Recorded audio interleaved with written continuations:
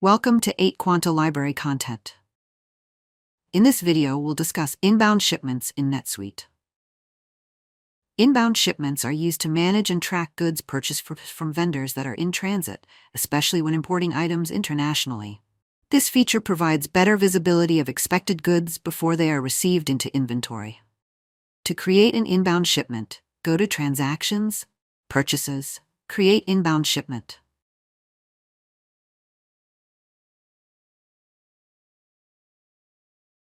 Enter external document number.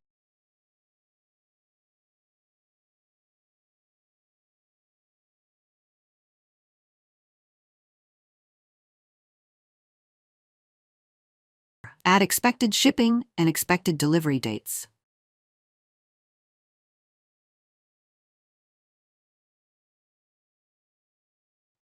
Optional, add a memo. Under the Items tab, click Add PO Items. Enter a vendor, the supplier sending the goods. Choose the related purchase orders you want to include in this shipment.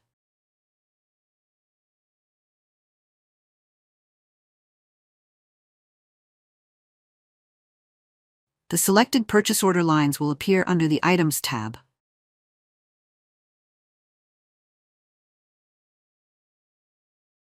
You can view quantities billed, expected, remaining, and received. Let's check the purchase orders.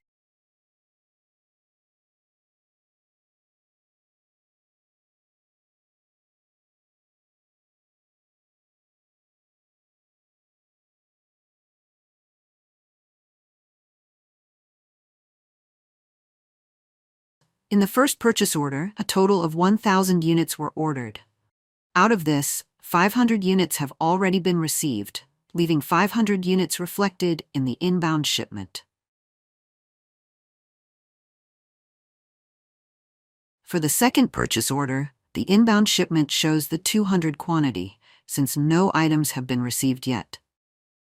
Let's mark the inbound shipment as in transit. After marking it as in transit, you can either receive the inbound shipment once it arrives or take ownership, depending on your business process. Taking ownership means you want to record that your company now owns the goods, even though the shipment hasn't been received into inventory yet. You can see that the process to take ownership has been completed.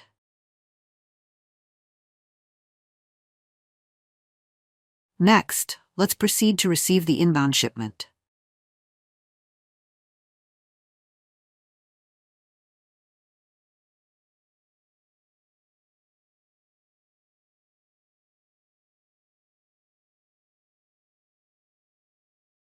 Once the receipt is completed, let's go back and check the purchase orders. Refresh the page. You'll now notice that the status of the POs has been updated to pending billing, and the quantity received reflects the items received. The same update applies to the second purchase order as well.